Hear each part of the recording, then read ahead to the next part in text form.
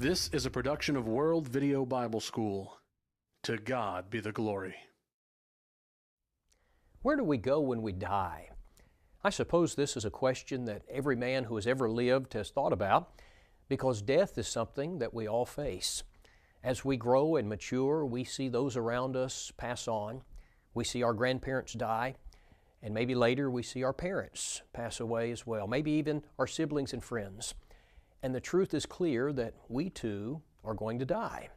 And we wonder, what then? You know, a lot of strange ideas have been given to answer this question. Some have suggested reincarnation. That is the idea that if you've lived a good life, you come back in the form of another creature. Some have the idea of a ghost, and they have the idea that you come back as a spirit and you live in the house where you used to dwell. Some have the idea of purgatory. That is, you go to a place of punishment until you've paid your debt and then you can move on from there. And of course, many people have the idea that you just cease to exist. That is, when you breathe your last breath, that there will be no more conscious existence. But you know, as a Christian, I don't have to engage in a guessing game. I don't have to buy into superstitions or myths, because I can know the answers to the questions, not only where I came from, but also where I'm going. In this lesson, we're going to trace the journey of the human soul, and we're going to let the Bible answer for us, where do we go when we die? Now, the journey of the human soul doesn't actually begin on this earth. It begins in heaven. I want you to listen to Ecclesiastes chapter 12 and verse 7. This is a verse we oftentimes use to discuss death, but I want you to listen particularly to the end of the verse. Then shall the dust return to the earth as it was, and the spirit shall return unto God who gave it. Hebrews chapter 12 and verse 9 calls God the Father of spirits. And so the spirit originally comes from heaven. It comes from God. And so at the point of conception, when the egg meets the sperm and a human life is created, God places a soul, He places a spirit into that new body. You know, the mother and the father give that child his physical characteristics, but they don't give him his soul. God does that. Genesis chapter 1 and verse 26, God said, let us, that is the Godhead, let us make man in our image, after our likeness. Now, what does that mean to be made in the image of God? Primarily, that has reference to the soul of man. He is a being who will now live on for eternity. And so, when a human is conceived, God makes him in the image of God by placing a soul into him. Now, animals don't have that. We are far superior to the animals in that way. Now, from the time that God places a soul into the newly formed human being, it will continue to dwell in that physical body until that person dies. 2 Corinthians 5 and verse 1 says, for we know that if our earthly house, this tent, that's just talking about our physical body, it is a tent, it's a temporary dwelling place for the soul. We know that if our earthly house, this tent, is destroyed, we have a building from God, a house not made with hands, eternal in the heavens. 1 Corinthians 15:54 talks about our physical body and refers to the physical body as corruptible. And so our soul, for the 70 or 80 years that we have this physical body, it dwells in this corruptible, fleshly body. Now, during that time, we worship God with our spirit. It's coming from the physical body, but it emanates ultimately from our soul, from our spirit. John 4:24 says, God is a spirit, and they that worship Him must worship Him in spirit and in truth. So we engage the physical body, but our spirit is the seat of worship. The spirit is the heart of man. We worship God with our spirit. We love God with our spirit, with our soul. Luke 10 and verse 27, you shall love the Lord your God with all of your heart, with all of your soul, with all of your strength, and with all of your mind. Now, all the while, the physical body is wearing out. Solomon describes this process in Ecclesiastes chapter 12. He says, remember now your Creator in the days of your youth, before the difficult days come. That is, when you begin to get old, the physical body gets old. He says, life becomes harder in many ways. He says, and the years draw near when you say, I have no pleasure in them. Many people, when they get near the end, They're just ready to go and be with the Lord because physically life gets very hard for them. He says, while the sun and the light and the moon and the stars are not darkened. That is, your eyesight begins to fail. You've got to get bifocals. And he says, and the clouds do not return after the rain. In the day when the keepers of the house begin to tremble, he's talking about the hands. They begin to shake. And the strong men bow down. That is, your legs get weak, you fall. He says, when the grinders cease because they are few, you lose your teeth. And he says, and those who look through the windows grow dim. When the doors are shut in the streets and the sound of grinding is low, when one rises up at the sound of a bird, you don't sleep well like you did when you were younger. And all the daughters of music are brought low. That is, you're losing your hearing. Also, they are afraid of height and of terrors in the way. When the almond tree blossoms, your hair turns gray. He says the grasshopper, this very small creature, is a burden. Desire fails. Your desire changes as you get older. He says, for a man goes to his eternal home, and the mourners go about the streets. He says, remember your Creator before the silver cord is loosed, or the golden bowl is broken, or the pitcher is shattered at the fountain, or the wheel broken at the well. That is, you're going to die. Now listen, he says, then the dust will return to the earth as it was. That is, the corruptible body is going to die, it's going to decay, it's going to return to the ground and the elements. Now listen, and the spirit will return to God who gave it. What happens then? What happens when I die? For 75 years or 80 years, however long my soul dwells in this physical body, what happens when the physical body dies?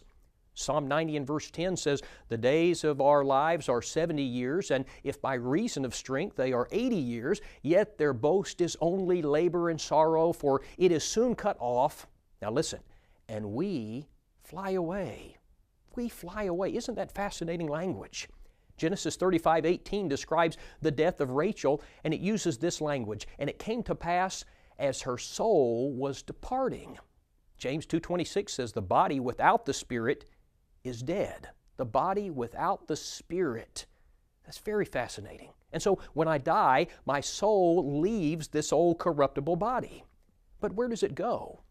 You know, on the day of resurrection, we know that we're going to get a new body. We're going to get an incorruptible body. But what about in the meantime? I want you to listen to this description in 2 Corinthians chapter 5 and verse 1.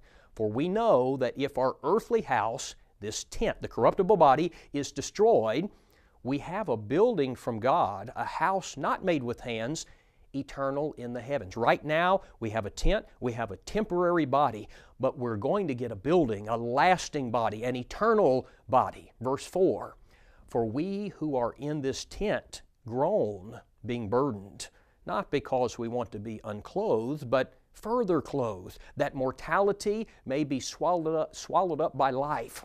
Now, there's some very interesting language here because he speaks about being in this body as being clothed in a tent. And then he speaks about being in the resurrected body as being in a building eternal in the heavens. But then he also speaks about being unclothed. What is it? What's he referring to? When is that going to occur? Well, it's when we die and the soul leaves the physical corruptible body. You see, there will be a period when the spirit or the soul will not have a body. It will be unclothed, if you will. Well, when I die and my spirit leaves my body, where does it go? Now, that's going to take us to the next part of this journey. The entire second section of this chart comprises what is known as Hades. This is the Hadean realm. Now, many people are confused by the term Hades because they think of Hades as referring to hell. They think of it as referring to the place of punishment. And that's not right. The word Hades actually refers to the dwelling place of the dead. It's kind of a holding area for disembodied spirits. The good who die go to Hades. The bad who die go to Hades. And I think part of the reason why we're confused about this is because the King James Version translates the Greek word for Hades as hell, and that confuses us. In the original language, there are two different words. There are different words. There's one word for Hades and one word for Gehenna. Now, Hades is the dwelling place of the dead. Gehenna is hell. But the King James translates both words as hell. In Matthew 16:18, when Jesus promised to build His church and He said the gates of hell would not prevail against it, this is not hell. This is the word for Hades. It means that death would not prevent, death would not stop His kingdom. Now, if you don't understand the distinction in these words, you're going to get very confused. Now, incidentally, just as a side note, the Old Testament word for Hades, the Hebrew word for Hades, is the word Sheol. Sheol and Hades refer to the same place. And so once you understand that all people go to Hades when they die, it's going to clear up some things for you. For example, in Acts chapter 2 and verse 31, the Bible refers to Christ after His death as being in Hades. Now the King James Version says hell, but the word there refers to Hades. Jesus did not go to hell when He died. He went to the Hadean realm, to Hades. But Luke 23:43, as Christ was about to die, He said He was going to go to paradise. Now, when you understand that paradise is in Hades, it all makes perfect sense because paradise is a compartment of Hades. In Hades, there is a place where the righteous go, and there is a place where the wicked go. They're all awaiting the day of judgment. Now, the best description that we have in the Bible of Hades is in Luke chapter 16. It describes both compartments. Now, I want us to read it together. Let's look at it together and then we'll discuss it. Luke chapter 16, beginning in verse 19. The Bible says, "There was a certain rich man who was clothed in purple and fine linen and fared sumptuously every day. But there was a certain beggar named Lazarus, full of sores, who was laid at his gate, desiring to be fed with the crumbs which fell from the rich man's table. Moreover, the dogs came and licked his sores. So it was that the beggar died and was carried by the angels to Abraham's bosom. The rich man also died and was buried, and being in torments, in Hades." Now the King James uses the word hell. It says that he was in hell, but that's not right. The New King James correctly says that he was in Hades. Being in Hades, he lifted up his eyes, and he saw Abraham afar off, and Lazarus in his bosom. And then he cried, "Father Abraham, have mercy on me, and send Lazarus, that he may dip the tip of his finger in water and cool my tongue, for I am tormented in this flame." But Abraham said, "Son, remember that in your lifetime you received your good things, and likewise Lazarus evil things. But now he is comforted and you are tormented. And besides all of this, between us and you there is a great gulf fixed, so that those who want to pass from here to you cannot, nor can those from there pass to us." Now, I want us first to look at this place where Lazarus was taken. We're told that when Lazarus died, he was carried by angels to Abraham's bosom. Now, this is the compartment of Hades where the righteous go to await judgment. It's the place known as paradise. This is the same place that Christ promised the thief on the cross that he would go. Remember, he said in Luke 23:43, "Assuredly I say to you that you will be with me in paradise." In Luke 16:25, the Bible tells us that in this place, the righteous are comforted. In fact, if you study the background, the etymology of the word paradise, it carries with it the idea of a pleasure garden. Now, the opposite compartment of Hades is where the rich man went. This place is a place of torment. Now, this section of Hades is called Tartarus in the original Greek. Peter uses this word in 2 Peter 2 and verse 4 when he said, "For if God spared not the angels that sinned, but cast them down to Tartarus and delivered them into chains of darkness to be reserved unto judgment." They are waiting for the judgment day. Now, this place is described for us in Luke 16, verses 22 and 23, this way. Verse 22 says, "The rich man also died and was buried." Verse 23, listen to this, "And in hell," the King James says hell, the word is Hades, "and in Hades he lift up his eyes, being in torments."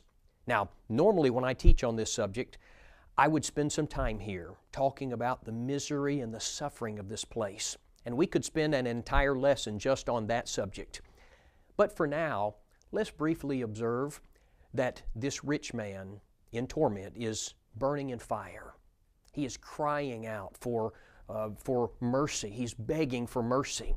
He believes that a mere drop of water would bring him at least a moment's relief. And I want you to appreciate with me that every person from the beginning of this world until now, every person who has died lost in the eyes of God is in this place. Many of them have been there for thousands of years, many just for minutes, some for seconds. But they're there and they're suffering.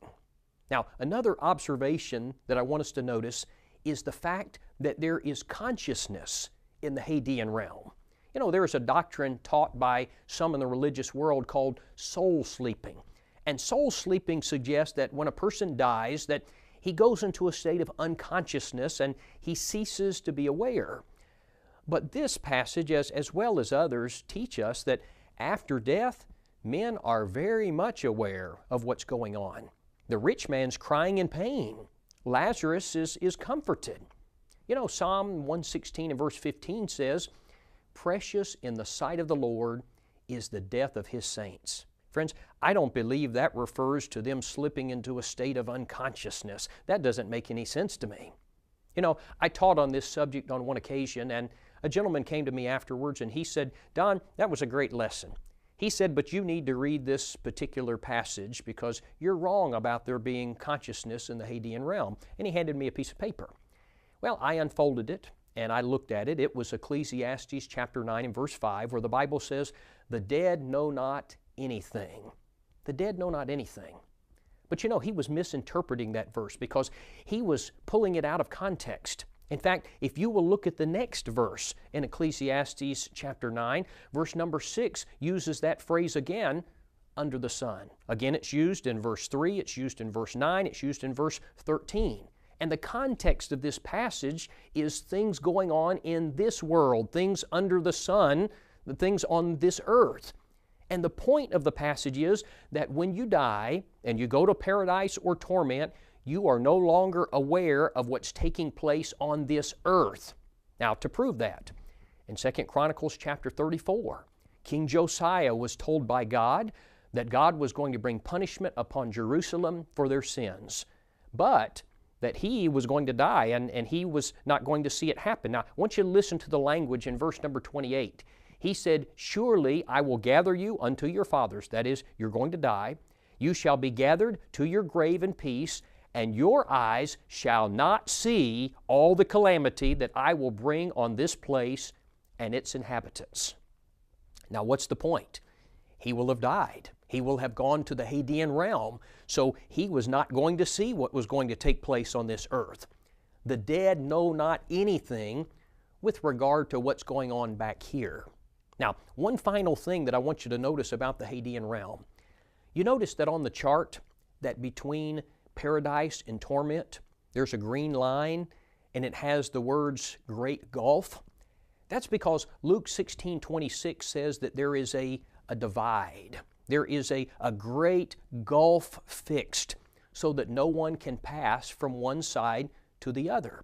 Once you are in paradise, you are there to stay until the day of judgment. Once you are there in torment, you are there to stay until the day of judgment. And so that means every person who has ever died unfaithful in the eyes of God is still there. Many have been there for thousands of years, some for minutes, some for seconds, but I think about them crying, "I am tormented in this flame." But it doesn't end. Now, that takes us to the next section of this chart, which is the resurrection day. The resurrection day is what we typically call the judgment day. The Bible calls this day the day of the Lord. Peter says, "But the day of the Lord will come as a thief in the night," 2 Peter 3:10. Now, what is going to happen on that day, the day of judgment, to the souls who are in Hades, who are in paradise or torment? What's going to happen to them? On that day, the Hadean realm is going to give up all of the souls that it contains, and it will cease to exist. Also on that day, the earth is going to give up the bodies. John 5:28 and 29, Jesus said, "For the hour is coming in which all that are in the graves will hear His voice and will come forth, those that have done good to the resurrection of life, those that have done evil to the resurrection of condemnation or damnation. And then the souls, the spirits that have come from Hades will be reunited with the bodies that have been resurrected on the earth. But with this new union, the new body is going to be different. The resurrected body is not going to be like the physical body that we have now. The resurrected body will not be made of the same particles that were put in the grave. The resurrected body will be a different material, if you want to use that term. You know, sometimes people will express concern about having their bodies cremated because they think that's going to pose a problem at the resurrection. But the resurrected body is not going to be made up of the same elements that we have on this earth. How do I know that? 1 Corinthians 15:50 says, "Flesh and blood cannot inherit the kingdom of God." The resurrected body will not be a flesh and blood body. Listen to this from verse 44 of 1 Corinthians 15. The body, that is the physical body, is sown in corruption. It, the resurrected body, is raised in incorruption. It is sown in dishonor. It is raised in glory. It is sown in weakness. It is raised in power. It is sown a natural body. It is raised a spiritual body. There is a natural body. There is a spiritual body. Now, let's break this down, what we've just read. It says the resurrected body will be incorruptible. You see, our current bodies they're subject to death. They get old, they wear out, but the new body, it won't wear out. Secondly, the resurrected body will be a glorious body. Our present bodies have many things associated with them that are not glorious. They're low and vile. The new body will be a thing of beauty and joy and purity. Thirdly, the resurrected body, he says, will be raised in power. You know, our present bodies get tired. They're inherently weak. The resurrected body will have unfailing vigor. It will be capable of unwearying activity. The resurrected body will be a spiritual one. You know, our present bodies are natural, he says. The resurrected body will be designed for spirit life as opposed to physical, fleshly life. So the day of judgment is going to be a resurrection day. It's the day that Hades will be destroyed. It's the day that we will get our resurrected, new, incorruptible, spiritual bodies. Now, with that in mind, listen to 1 Corinthians 15, 54 and 55. So when this corruptible has put on incorruption, and this mortal has put on immortality, then shall be brought to pass the saying that is written, Death is swallowed up in victory. O death, where is your sting? O Hades, where is your victory? Death and Hades will be overcome on that day.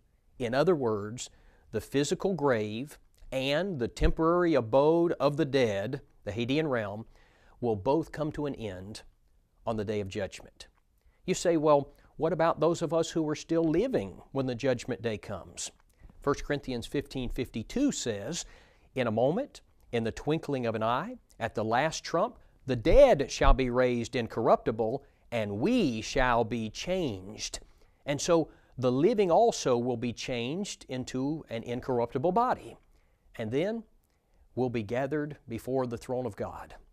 After both the good and the bad have received a resurrected body, we will stand before the throne of Christ, and we will be judged. Matthew 25 and verse 32 says, And the nations will be gathered before him, and he shall separate them one from another, as a shepherd divides his sheep from the goats. And all humanity, friends, all humanity will be there. On that day, the rich man and Lazarus will stand before God to receive their eternal judgment. Abraham, Isaac, and Jacob will be there. Ahab, Jezebel, and Judas will be there. Romans 14:12 says, So then every one of us shall give an account of himself to God. 2 Corinthians 5:10 says, For we must all appear before the judgment seat of Christ, that every one may receive the things done in his body according to that which he hath done, whether it be good or bad.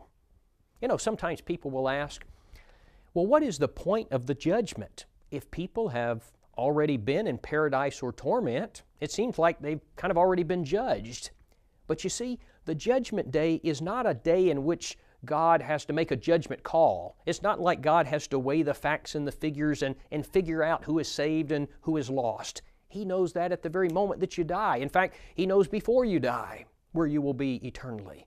Judgment Day isn't a trial like we might think of. In fact, you might call it the pronouncement of Judgment Day. It's the sentencing day. It's the day that God states the reasons why you are lost or saved. And then He pronounces your eternal sentence or reward. Now somebody says, but you know what, it seems rather unnecessary. Since the righteous and the wicked already know where they will spend their eternities, it seems unnecessary.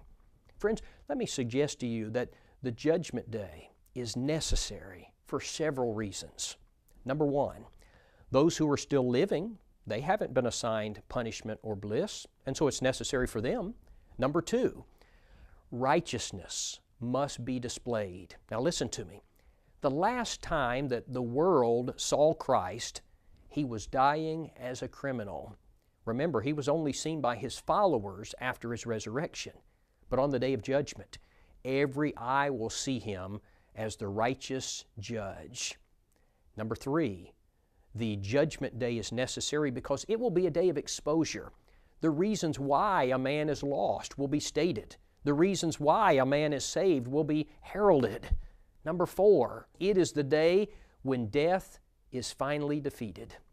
You know, for years, I wondered about the meaning of 1 Corinthians 15:26. It says, the last enemy that will be destroyed is death. And I thought to myself, you know, hasn't Christ already defeated death? Did not He do that at His resurrection? And so I was puzzled about this. But listen to the context. Verse number 24.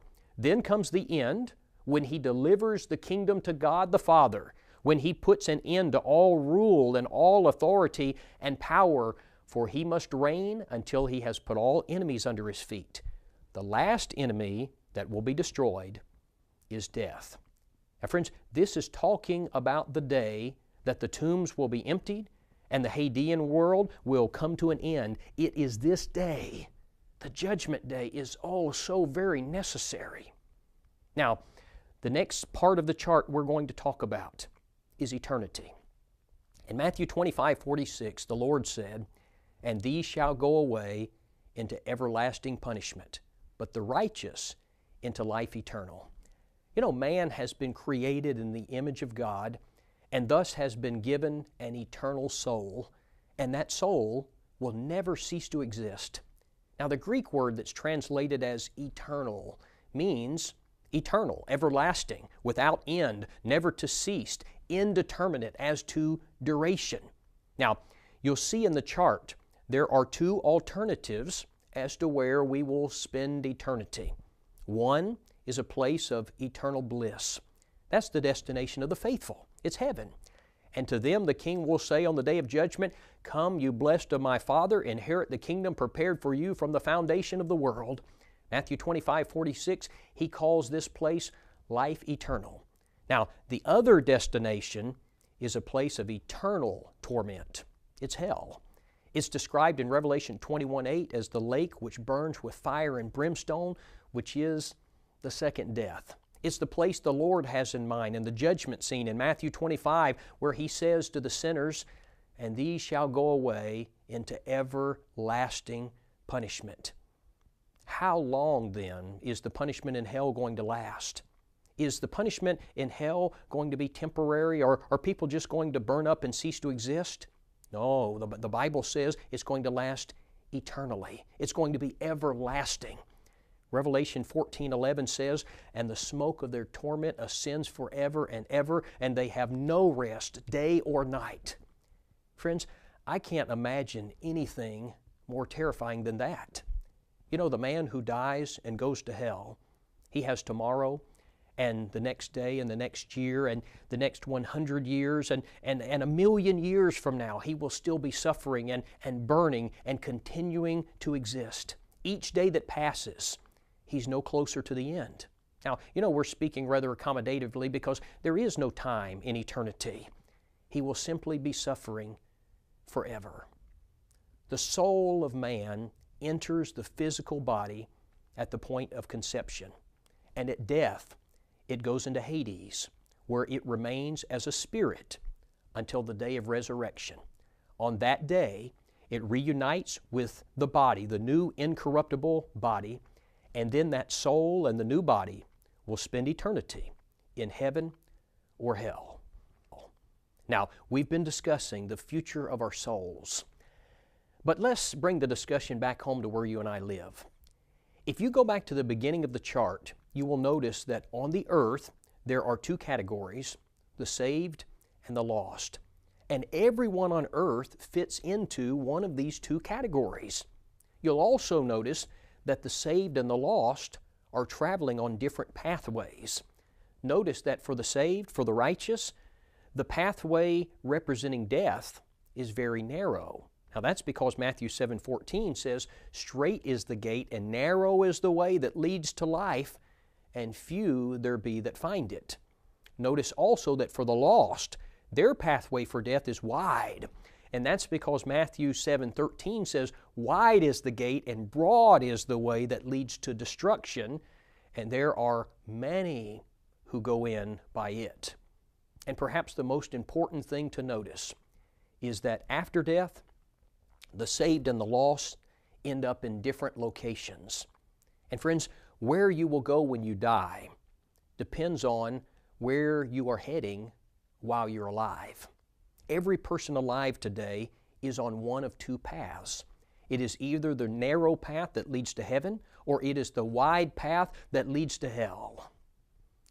If you died today, what does eternity hold for you? If you died in the next few moments, where would you be when you opened your eyes? What would you see? Seconds from now, what would you see?